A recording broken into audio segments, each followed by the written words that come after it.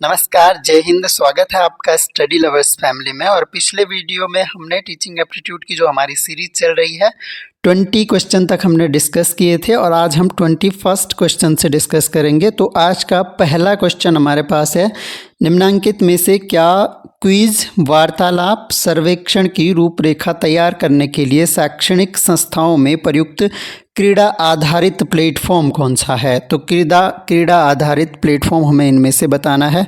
सही आंसर हो जाएगा काहूट। काहूट जो है ये एक क्रीड़ा आधारित प्लेटफॉर्म होता है। इसमें जो है सामाजिक शिक्षा के लिए इसे डिज़ाइन किया गया था और खेल आधारित एक मंच है और नॉर्वेजियन पद्धति आधारित ये है, यानी नॉर्वेजियन खेल आधारित एक शिक्षण मंच है ये, जिसे एजुकेशन टेक्नोलॉजी के रूप में 2013 में लॉन्च किया गया था। ये भी फैक्ट आपको ध्यान रखना है कि काहूट को कब लॉन्च किया गया, तो 2013 आपका सही आंसर हो जाएगा। तो ये भी बात आपको यहाँ से ध्यान रखनी है।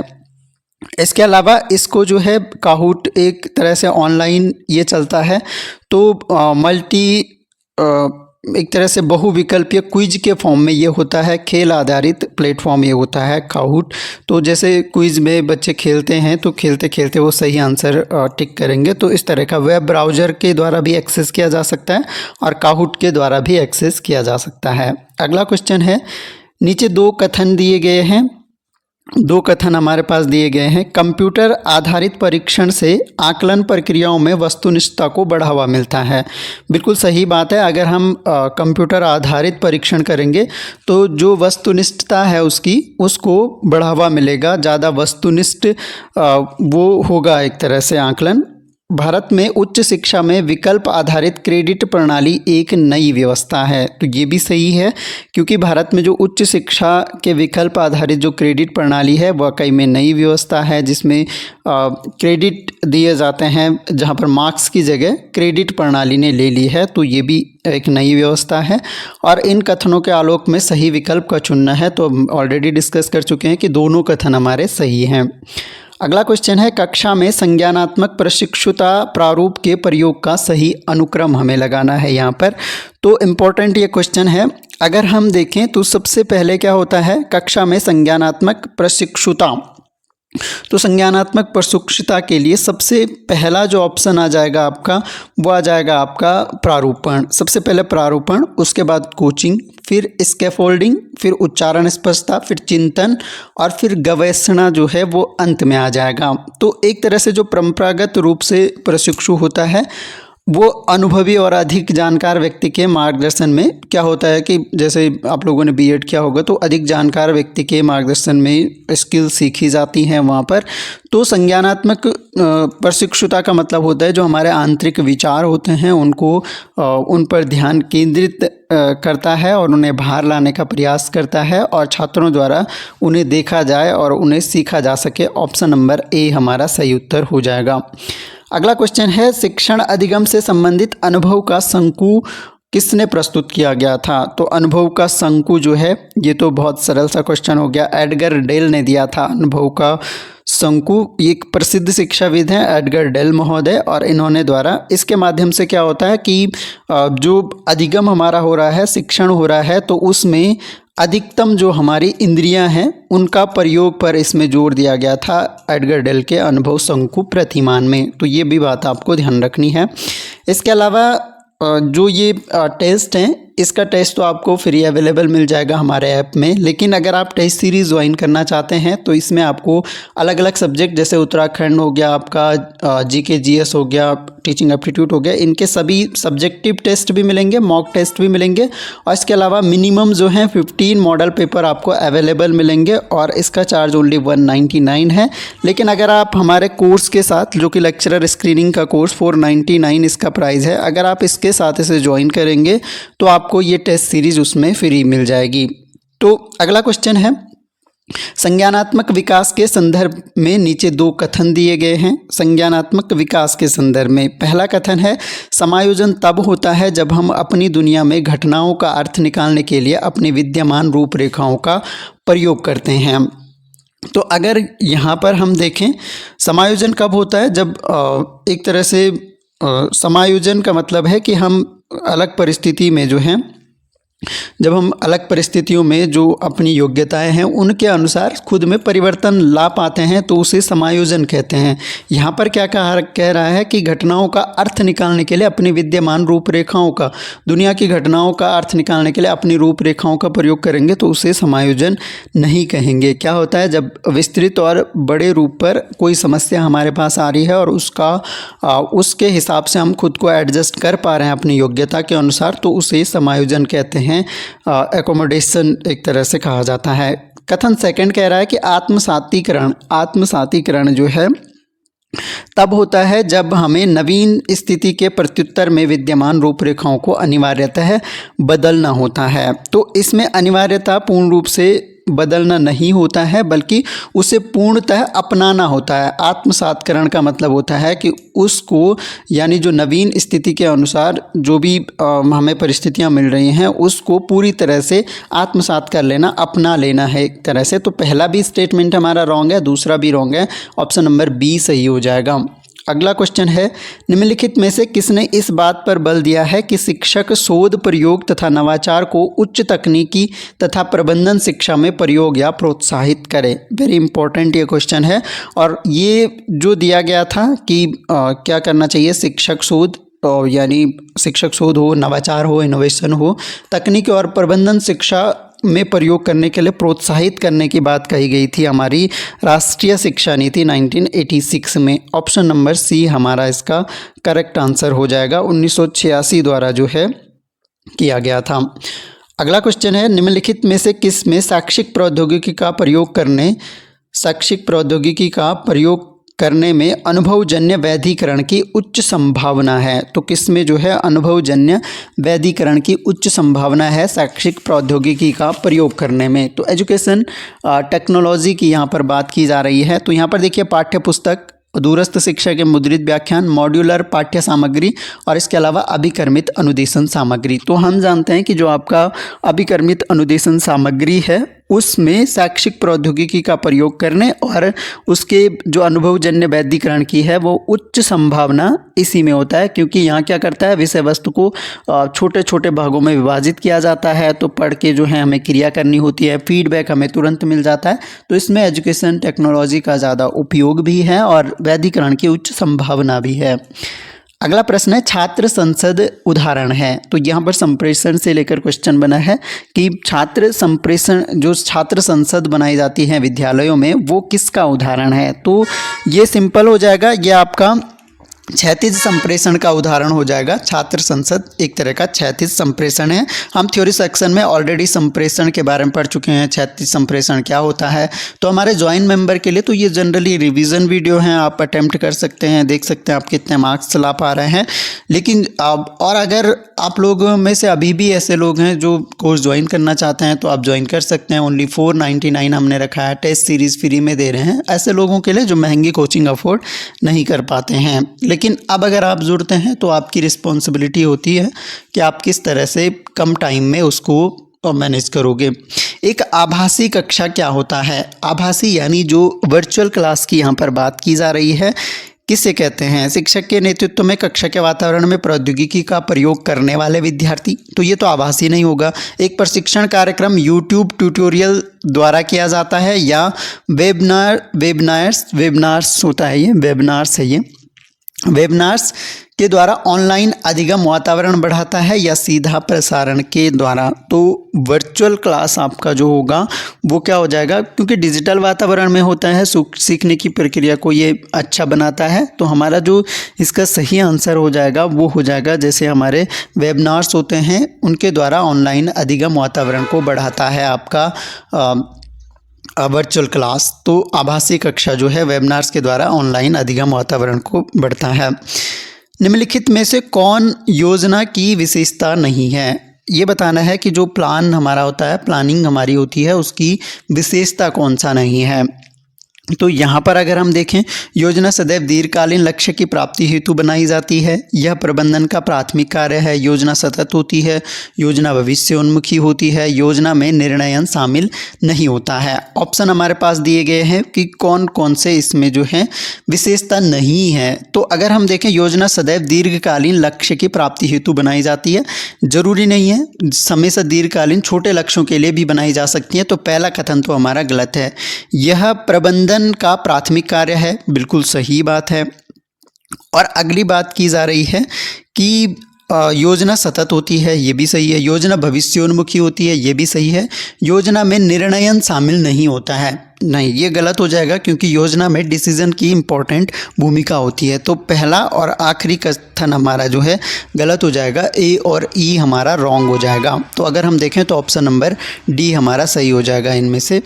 अगला क्वेश्चन है, शैक्षिक नियोजन के मानव शक्ति उपागम को भी कहा गया है। शैक्षिक नियोजन का जो मानव शक्ति उपागम है, इसे और किस नाम से जाना गया है? तो यहाँ पर अगर हम देखें, इस क्वेश्चन का जो आंसर हमारा हो जाएगा वो हो जाएगा, देखिए, मानव संस्कृति उपागम इसे नहीं कहते हैं। मानव संसाधन विकास उपागम, ह्यूमन रिसोर्सेज डेवलपमेंट जो अप्रोच है, ये इसे कहा जाता है। यानी मानव शक्ति उपागम, मानव शक्ति का मतलब है कि जो मानव को ह्यूमन कैपिटल हम जब बनाते हैं, उसे अच्छा शिक्षा स्वास्थ्य देकर, तो वो एक अच्छा नागरिक बनता है और उपयोगी नागरिक बनता है।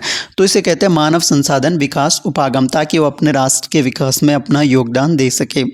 प्रधानाध्यापक का प्रशासनिक दायित्व क्या है? प्रशासनिक दायित्व क्या है? ऑप्शन आपके सामने है, सही आंसर हमें बताना है। तो सही आंसर इसका हो जाएगा कि शिक्षकों से अच्छे संबंध, ये तो उसका मानवीय दायित्व हो गया। विद्यार्थियों से मिलना, ये भी मानवीय, कक्षाएं लेना, ये भी उसका नैतिक दायित्व है।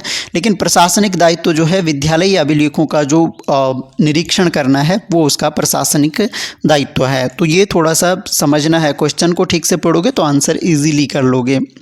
निम्नलिखित में से किस प्रतिमान में राज्य स्कूल शिक्षा बोर्ड द्वारा पाठ्यक्रम की विषय वस्तु में अधिकतम बदलाव किए जाने की संभावना होती है?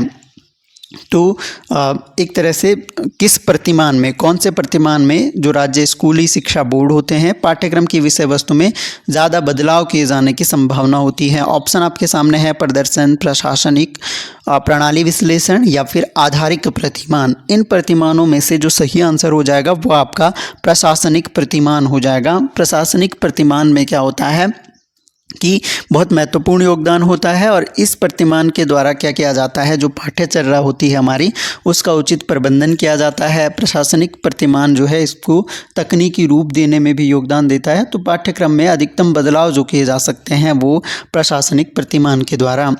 निम्नलिखित में से किस देश में शैक्षिक प्रशासन अन्य रूप से स्थानीय प्राधिकारियों के हाथों में है? तो स्थानीय प्राधिकारियों के हाथों में क्या है? तो ये इस क्वेश्चन का जो सही आंसर हो जाएगा, स्थानीय प्राधिकारियों के हाथों में जो शैक्षिक प्रशासन है वो आपका यूएसए का है, संयुक्त राज्य अमेरिका का। यदि कोई 5वीं कक्षा का विद्यार्थी गणित विषय में अपने स्वयं की अवधारणा बनाता है, यानी स्वयं के वो कॉन्सेप्ट डेवलप करता है, तो इसका अर्थ है कि उसने उपयोग किया है, उसने किस विधि का उपयोग किया है। बहुत इंटरेस्टिंग क्वेश्चन है और काफ़ी इंपॉर्टेंट। इसी तरह के क्वेश्चन जो है व्यवहारिक ज्ञान पर आधारित प्रश्न आपको देखने को मिलते हैं एग्जाम्स में। तो ये क्या होगा, अधिगम की आगमनात्मक विधि, उदाहरणों से तथ्यों की ओर खोज विधि भी नहीं है ये। अधिगम का निगमनात्मक विधि भी नहीं है, तथ्यों से उदाहरणों की ओर बोलता है।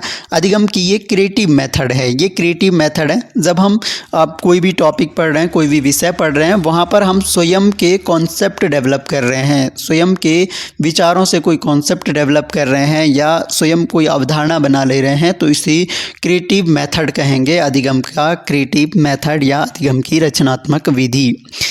निम्न में से कौन सा सूक्ष्म शिक्षण का पद नहीं है? तो माइक्रो टीचिंग के पद की अगर हम बात करें तो माइक्रो टीचिंग जो होता है आपका, माइक्रो टीचिंग में क्या होता है हमारे पास, माइक्रो टीचिंग में जो है आपका सबसे पहले हमारा लेसन प्लान होता है।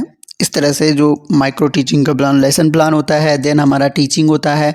टीचिंग के बाद जो है फीडबैक आ जाता है पिक्चर में। उसके बाद जो है रीटीचिंग होता है। रीटीचिंग यानी पुनः पाठ निर्माण, एक तरह से पुनः पाठ योजना हम इसे कहते हैं, रीप्लानिंग हम कह सकते हैं। फिर आपका रीटीचिंग होता है, दोबारा टीचिंग हमें करनी होती है। फिर आपका रीफीडबैक होता है, दोबारा से फीडबैक। तो इस तरह से ये चक्र चलता रहता है। अब अगर हम इसमें से देखें तो कौन सा इसका पद नहीं है? नियोजन है, मूल्यांकन है, शिक्षण है, पृष्ठपोषण है। तो यहाँ पर देखिए, तो हमारे पास जो है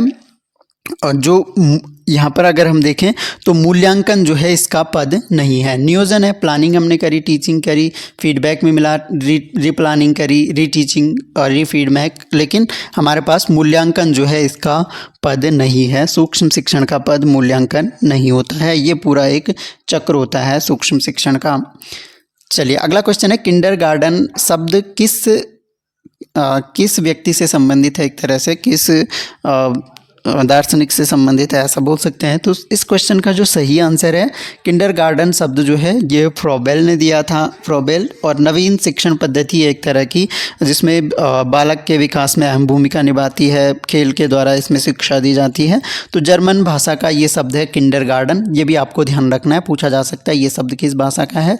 जर्मन भाषा का शब्द है। कौन इसके फाउंडर हैं? तो फ्रोबेल हैं। अगला क्वेश्चन है, यशपाल समिति का प्रतिवेदन 2009 निम्नलिखित में से किसकी अनुशंसा की है? यशपाल समिति की हमें बात की जा रही है। तो इन्होंने किस किस की अनुशंसा की है? मानद विश्वविद्यालयों की प्रचुरता, उच्चतर शिक्षा के निजीकरण को प्रोत्साहन, पाठ्यचर्या सुधार, आईआईटी और आईआईएम को पूर्ण विश्वविद्यालय के रूप में मान्यता, राष्ट्रीय उच्चतर शिक्षा आयोग की स्थापना जो रूसा हमारा बना था। तो इनमें से बताना है कि कौन से किसकी अनुशंसा इन्होंने की थी। तो ये ऑप्शन है आपके पास। तो यहाँ पर अगर हम देखें तो मानद विश्वविद्यालयों की प्रचुरता के संबंध में इन्होंने कोई सुझाव नहीं दिया। उच्चतर शिक्षा के निजीकरण की बात भी यशपाल समिति ने नहीं कही है।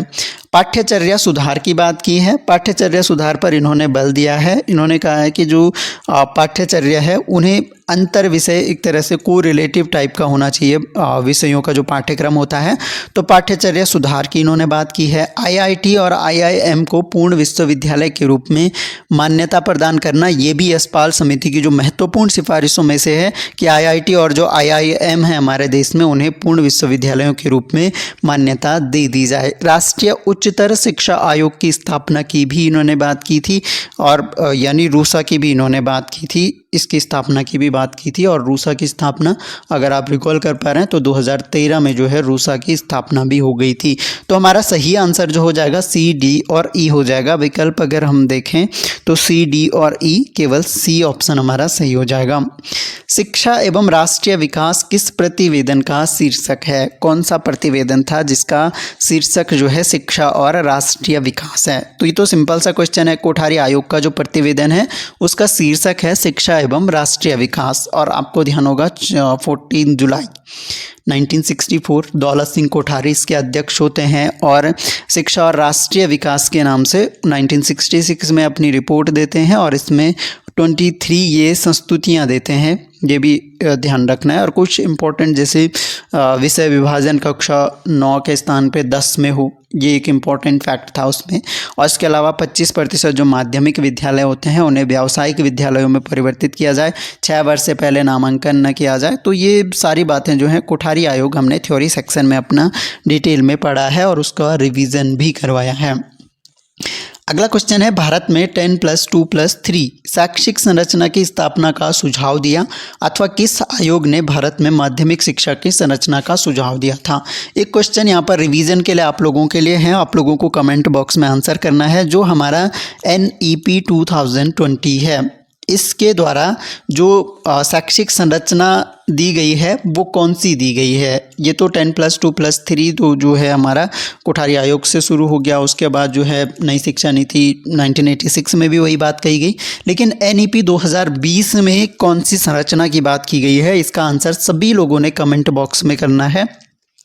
और इस क्वेश्चन का जो हमारा सही आंसर हो जाएगा वो हमारा हो जाएगा कि ये जो है कोठारी आयोग मैं ऑलरेडी बता चुका हूँ। कोठारी आयोग ने माध्यमिक शिक्षा में 10+2+3 संरचना का सुझाव दिया था। तो आंसर हमारा हो जाएगा ऑप्शन नंबर सी, 10+2+3 शिक्षा प्रणाली कोठारी आयोग। इसमें यह कहा था कि 10 वर्ष की तो स्कूली शिक्षा हो जाएगी और 2 जो है ये उच्च माध्यमिक शिक्षा हो जाएगी, जिसमें आपका 11-12 आ जाता है, और 3 वर्ष की जो है आपकी वो स्नातक शिक्षा हो जाएगी। तो आंसर हमारा हो जाएगा कोठारी आयोग। तो ये हमने पिछले वीडियो में 1 से लेकर 20 तक पूरे हमने 40 क्वेश्चन हमने डिस्कस कर लिए हैं। पिछला वीडियो नहीं देखा है तो वो ज़रूर देख लेना है, उसमें और ज़्यादा इंपॉर्टेंट क्वेश्चन आपको देखने को मिलेंगे। वीडियो आपको कैसा लगा ये कमेंट बॉक्स में ज़रूर बताना है। कुछ आपको लगता है कि हम इसमें और इम्प्रूव कर सकते हैं या किसी विशेष टॉपिक पर आप चाहते हैं तो वो भी आप अपने सुझाव कमेंट बॉक्स में दे सकते हैं। बाकी thanks a lot for listening. मिलते हैं नेक्स्ट वीडियो में, तब तक के लिए जय हिंद।